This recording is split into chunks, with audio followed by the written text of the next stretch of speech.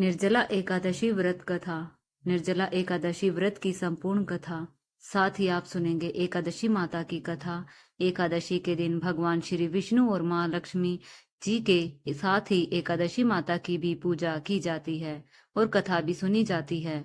निर्जला एकादशी को भीमसेनी एकादशी के नाम से भी जाना जाता है और जैसा कि इस एकादशी के नाम से ही स्पष्ट होता है, निर्जला अर्थात जल के बिना। वैसे तो सभी एकादशी व्रत में आप जल का सेवन कर सकते हैं, लेकिन ज्येष्ठ मास के शुक्ल पक्ष की जो निर्जला एकादशी है, इसमें जल की एक बूंद भी ग्रहण नहीं की जाती। इसी कारण इस व्रत को निर्जला एकादशी के नाम से जाना जाता है। साल भर में पड़ने वाली सभी प्रमुख एकादशियों में से यह सबसे बड़ी और महत्वपूर्ण मानी जाती है। जो व्यक्ति अपने जीवन में एक बार भी एकादशी का व्रत न रख पाया हो, अगर वह केवल इस निर्जला एकादशी का व्रत सच्चे मन से और श्रद्धा के साथ करे, तो उसके जन्म जन्मांतर के पापों का नाश हो जाता है और अंत में उसे मोक्ष की प्राप्ति होती है। अब हम सुनेंगे निर्जला एकादशी की बड़ी ही दुर्लभ पौराणिक कथा। पौराणिक कथा के अनुसार श्री सूत जी महाराज शौनक आदि ऋषियों को कथा सुनाते हुए कहने लगे, हे ऋषियों, अब सभी व्रतों में सबसे सर्वश्रेष्ठ व्रत, सर्व एकादशियों में सबसे उत्तम निर्जला एकादशी की कथा सुनिए। एक बार पांडव पुत्र भीमसेन ने वेद व्यास जी से पूछा, हे महाज्ञानी पितामह, मेरे चारों भाई युधिष्ठिर, अर्जुन, नकुल, सहदेव, मेरी माता कुंती और मेरी पत्नी द्रौपदी एकादशी के दिन कभी भी भोजन नहीं करते। वे मुझे भी ऐसा ही करने को प्रेरित करते हैं। मैं उनसे कहता हूँ कि मुझसे तो भूख सहन नहीं होती। मैं दान और विधिवत भगवान श्री हरि की पूजा आराधना करूंगा। सो कृपा कर मुझे ऐसा कोई उपाय बताइए मुनिवर, की उपवास किए बिना ही मुझे एकादशी व्रत का पूर्ण फल प्राप्त हो सके। व्यास जी बोले, हे भीमसेन, यदि तुम नरक को बुरा और स्वर्ग को अच्छा समझते हो और अंत में मोक्ष की कामना भी रखते हो, तो दोनों पक्षों की एकादशियों को भोजन मत करो। व्यास जी की बात को सुनकर भीमसेन ने फिर से निवेदन किया, हे महामुनि, जो कुछ भी मैं कहता हूँ कृपया उसे सुनिए। यदि दिन में एक बार भी भोजन मुझे ना मिले तो मैं जीवित नहीं रह सकता। तो ऐसी स्थिति में मैं कैसे उपवास करूं? मेरे उदर में वक्र नामक अग्नि का वास है और बहुत सारा भोजन करने से ही मेरी भूख शांत होती है। मुनिवर, आप कृपा करके कोई ऐसा व्रत बताए जिससे विधि पूर्वक करके मैं स्वर्ग को प्राप्त कर सकूं। वह निश्चय करके मुझसे कहिए जिससे मेरा भी कल्याण हो सके। भीमसेन की परेशानी को समझकर व्यास जी कहने लगे, हे भीमसेन, मनुष्य के लिए सर्वोत्तम धर्म वेदों में बताया गया है, कि किंतु कलयुग में उस धर्म पर चलने की शक्ति किसी में नहीं है। इसलिए थोड़ा धन और थोड़ा कष्ट देने वाला जो बहुत सरल उपाय है और जो पुराणों में भी लिखा है, वह मैं तुम्हें बताता हूँ। ध्यान से सुनो। दोनों पक्षों की एकादशियों में जो मनुष्य भोजन नहीं करते, वे कभी नरक को नहीं जाते। इन वचनों को सुनकर महाबली भीमसेन पहले तो पीपल के पत्ते की तरह कांपने लगे, फिर डरते हुए बोले, हे पितामह, मैं उपवास करने में बिल्कुल असमर्थ हूँ। इसलिए मैं हे प्रभु, निश्चय करके बहुत फल देने वाला एक ही व्रत मुझे बताइए। तब व्यास जी बोले, हे भीमसेन, वृष मिथुन राशि में सूर्य स्थित होने पर ज्येष्ठ मास के शुक्ल पक्ष में जो एकादशी आती है, उसका यत्न पूर्वक निर्जल व्रत रखना उचित होगा। इस दिन स्नान और आचमन करके जलपान वर्जित है। केवल एक बूंद जल से आचमन करे और अधिक पीने से व्रत खंडित हो जाता है। एकादशी के सूर्योदय से लेकर द्वादशी के सूर्योदय तक जल ग्रहण न करे और न ही भोजन करे। इस प्रकार व्रत करने से बिना परिश्रम के ही सभी द्वादशी युक्त एकादशियों का फल प्राप्त हो जाता है। द्वादशी को प्रातःकाल स्नान करके सुवर्ण और जल ब्राह्मण को दान करे, फिर ब्राह्मण सहित स्वयं भी भोजन करे। हे भीमसेन, इस विधि से व्रत करने से जो फल प्राप्त होता है वह सुनो। साल भर में जो एकादशियां आती है उन सभी का फल निसंदेह केवल इस निर्जला एकादशी व्रत से प्राप्त हो जाता है। शंख चक्र गदाधारी भगवान श्री विष्णु स्वयं मुझसे कहते हैं कि सब कुछ त्याग करके मेरी शरण में आ जाओ और सुनो। भीमसेन, एकादशी का व्रत निराहार करने से मनुष्य सभी पापों से मुक्त हो जाता है। सभी तीर्थों में स्नान और सभी प्रकार के दानों में जो फल प्राप्त होता है, वह सब इस एकादशी व्रत से ही प्राप्त होता है। कलयुग में दान देने से भी ऐसी सदगति नहीं मिलती। अधिक क्या कहूँ भीमसेन, ज्येष्ठ मास के शुक्ल पक्ष की से एकादशी को जल और भोजन त्याग कर इस व्रत को करो।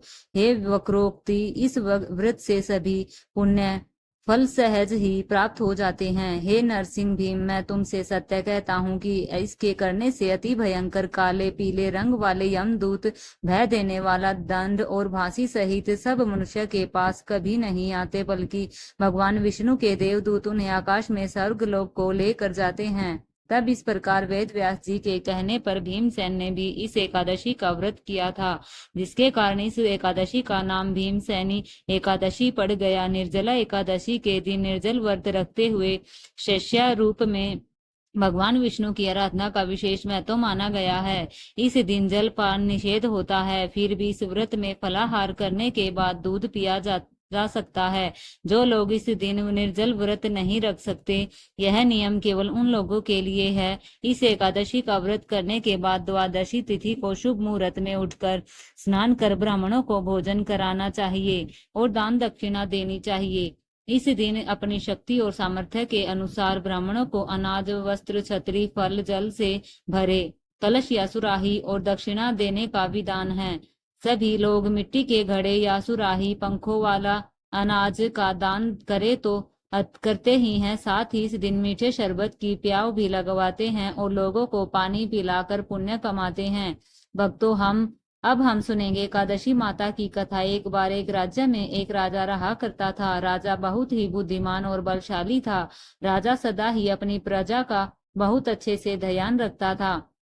प्रजा भी राजा को बहुत पसंद करती थी। राजा की 2 बेटियां थी। राजा अपनी दोनों बेटियों से बहुत प्रेम करता था। राजा की छोटी बेटी देखने में बहुत सुंदर और आकर्षक थी और राजा की बड़ी बेटी छोटी बेटी के मुकाबले थोड़ी कम सुंदर थी। राजा की छोटी बेटी माता की पूजा किया करती थी और सभी लोग राजा की छोटी बेटी से बहुत प्रेम करते थे और बहुत प्रशंसा किया करते थे। राजा भी अपनी छोटी बेटी को बड़ी बेटी से अधिक प्रेम करता था, जिसके कारण राजा की बड़ी बेटी को अपनी छोटी बहन से बहुत जलन होने लगी थी।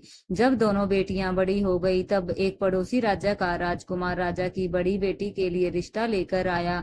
लेकिन जैसे ही उस राजकुमार की नजर राजा की छोटी बेटी पर पड़ी, वह पहली नजर में ही उससे प्रेम करने लगा। उसने राजा की बड़ी बेटी से विवाह करने से मना कर दिया और कहा कि वह आपकी छोटी बेटी से विवाह करना चाहता है। यह सब देखकर राजा की बड़ी बेटी अपनी छोटी बहन से बहुत क्रोधित हो गई और उसे अपना सबसे बड़ा दुश्मन मान लिया। उसने अपनी छोटी बहन को जान से मारने का निश्चय कर लिया। पहले तो उसने एक लड्डू में जहर मिलाकर छोटी बहन को दे दिया, लेकिन उसे कुछ नहीं हुआ। फिर उसने एक मटके में सांप रखकर रात को उसके कमरे में छोड़ दिया, लेकिन सांप भी कुछ नहीं कर पाया। फिर बड़ी बहन ने उसे कुएं पर पानी भरने के बहाने ले जाकर धक्का दे दिया, लेकिन छोटी बहन को कुछ नहीं हुआ। हर बार गारस माता उसकी रक्षा कर रही थी। तब बड़ी बहन ने पूछा, क्या तुम्हें पता है कि तुम्हारी या मेरी मृत्यु कैसे होगी? छोटी बहन बोली, हाँ दीदी, मेरी मृत्यु एक तोते में है। उस तोते के गले में एक हार है। जब तक वह हार किसी और के गले में न पहनाया जाए, मैं जीवित रहूंगी। यदि कोई उस हार को पहन ले तो मैं मूर्छित हो जाऊंगी, और जब वह हार उतार दिया जाए तो मैं वापस जीवित हो जाऊंगी। यह सुनकर बड़ी बहन बहुत खुश हुई और उसने उस तोते को ढूंढकर मार डाला और हार को अपने गले में पहन लिया। उधर छोटी बहन की शादी का दिन था। जैसे ही वह फेरे लेने लगी, 3.5 फेरे पूरे करते ही वह बेहोश होकर गिर पड़ी। वैद्य और हकीमों ने बताया कि वह ना तो मेरी है, ना तो मरी है, ना जीवित। राजा ने उसे पुराने महल में पलंग पर लेटाकर कुछ सैनिकों को तैनात कर दिया। किसी को बताने से मना किया। बड़ी बहन ने कहा, पिताजी, अगर विवाह अधूरा रह गया तो आपकी इज्जत जाएगी, मैं विवाह कर लेती हूँ। राजा ने बड़ी बेटी को छोटी बेटी के कपड़े पहना दिए और विवाह करा दिया।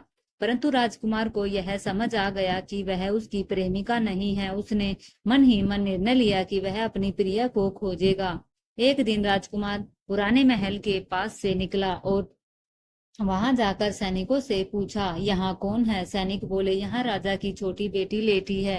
राजकुमार बहुत प्रसन्न हुआ और जैसे ही रात हुई वह प्रेमिका उठकर खड़ी हो गई।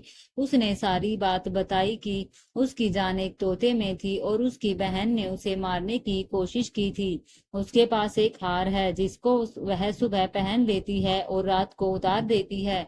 तब जब तक वह हार को पहन कर रखती है तब तक मैं मूर्छित रहती हूँ, और जैसे ही वह हार को उतार देती है तो मैं जीवित हो जाती हूँ। और जब तक मेरी बड़ी बहन के पास वह हार रहेगा तब तक मैं ऐसे ही जीवित और मूर्छित होती रहूंगी। अगर मेरी बड़ी बहन के पास जो हार है वह मेरे हाथ लग जाए तो हमेशा के लिए जीवित हो जाऊंगी। राजकुमार यह सब बातें सुनकर राजा की छोटी बेटी के पास रहने का निर्णय ले लेता है और उसने अपने बचे हुए सारे फेरे उस पलंग पर लेटी हुई राजकुमारी यानी राजा की छोटी बेटी के साथ ले लिए और अपना विवाह पूर्ण कर लिया। वहीं पर वह कहने लगा, देखते ही देखते कुछ समय में राजा की छोटी बेटी और राजकुमार की पत्नी गर्भवती हो गई। एक दिन राजकुमार को किसी काम से बाहर जाना पड़ा। तब छोटी बहन के पेट में बहुत तेज दर्द होने लगा, जिसके बाद उसने माता का आह्वान किया। उसके बाद वहां माता प्रकट हुई और उन्होंने अपने भक्त के दर्द को दूर किया तथा एक पुत्र की प्राप्ति करवाई। उसी समय अचानक से राजकुमार भी वहां आ गया। राजकुमार ने ग्यारस माता को देखा तो वह आश्चर्यचकित हो गया और उसने तुरंत ग्यारस माता को प्रणाम किया। ग्यारस माता ने राजकुमार से कहा, जब तुम्हारा पुत्र 5 वर्ष का हो जाए तो तुम आकर अपनी पत्नी का हार उसके गले में डाल देना। देखते ही देखते राजकुमार और राजा की छोटी बेटी का पुत्र 5 वर्ष का हो जाता है। तब राजकुमार अपने बेटे से कहता है, बेटा मैं कुछ काम से बाहर जा रहा हूँ, तुम अपनी माता का ध्यान रखना, और वहां से चला जाता है। राजकुमार को बाहर निकलता देख बड़ी बहन के सैनिक देख लेते हैं और जाकर सारी बातें बड़ी बहन को बता देते हैं, जिसके बाद बड़ी बहन अपनी छोटी बहन के पुत्र को वहां से उठवा लेती है और उसे मरवा देती है। छोटी बेटी के पुत्र को वहां से उठवा लेती है और उसे मरवा देती है। छोटी बेटी के पुत्र को 2 टुकड़े करवा देती है। पहला टुकड़ा चटके के पास छुपा देती है और दूसरा टुकड़ा अपने पलंग के नीचे रख लेती है। अब ग्यारस माता भिखारी का रूप लेकर आती है और एक भिक्षुक का वेश धर कर बड़ी बहन के पास जाती है। वहां पर भिक्षा मांगने लगती है। बड़ी बहन अपने नौकरों से कहती है, जाकर भिक्षा दे दो, लेकिन जैसे ही नौकर ग्यारस माता को भिक्षा देने आते हैं माता उन्हें मना कर देती है और कहती है कि मैं तुम्हारी महारानी से ही भिक्षा लूंगी। तब बड़ी बहन स्वयं ही भिक्षा देने के लिए माता के पास आती है। तब माता एक बिल्ली का रूप लेकर उसके कमरे में चली जाती है और वहां पर छोटी बेटी के पुत्र के 2 टुकड़ों को आपस में जोड़ देती है और उसे जीवित कर देती है।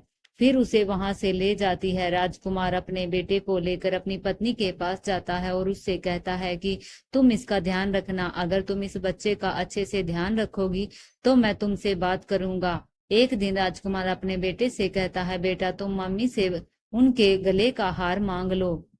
तो अपने पिता की बात मानकर राजकुमार का बेटा अपनी मम्मी से के पास जाता है और कहता है, मम्मी मुझे तुम्हारा हार चाहिए। यह सुनकर पहले तो बड़ी बहन बहुत क्रोधित होती है, पर उसे यह याद आता है कि राजकुमार ने कहा था कि अगर मैं इस बच्चे का ध्यान अच्छे से रखूंगी तो वह मुझसे बात करेगा। इसी कारण से वह हार उस बच्चे को दे देती है और वह बच्चा तुरंत हार को लेकर जाकर अपने पिताजी को दे देता है। तभी राजकुमार अपने बेटे को लेकर वहां से जाने लगता है और अपनी पत्नी से कहता है, तुम हमारे लिए खाना बनाकर रखना, मैं शाम को आकर तुम्हारे साथ खाना खाऊंगा। और वह अपने बेटे को लेकर वहां से चला जाता है। इसके बाद वह राजा के पास जाकर सारी बातें बता देता है। राजा अपनी बड़ी बेटी की यह करतूत सुनकर बहुत क्रोधित होते हैं और अपनी परवरिश पर ही दोष देने लगते हैं। वह राजकुमार को अपनी छोटी बेटी के साथ रहने का आदेश दे देते हैं। इस प्रकार ग्यारस माता की कृपा से राजकुमार और राजा की छोटी बेटी सुख पूर्वक रहने लगे। प्रेम से बोलिए एकादशी माता की जय। जय माता लक्ष्मी और भगवान विष्णु की जय। तुलसी माता की जय, माता पार्वती और भगवान शंकर की जय। दोस्तों, आपको यह कथा कैसी लगी कृपया कमेंट करके बताएं। वीडियो पसंद आया हो तो लाइक करें और अपने दोस्तों के साथ शेयर करें। कमेंट बॉक्स में जय श्री कृष्ण लिखना न भूलें। फिर मिलते हैं एक और दिलचस्प वीडियो के साथ। धन्यवाद। जय श्री कृष्ण।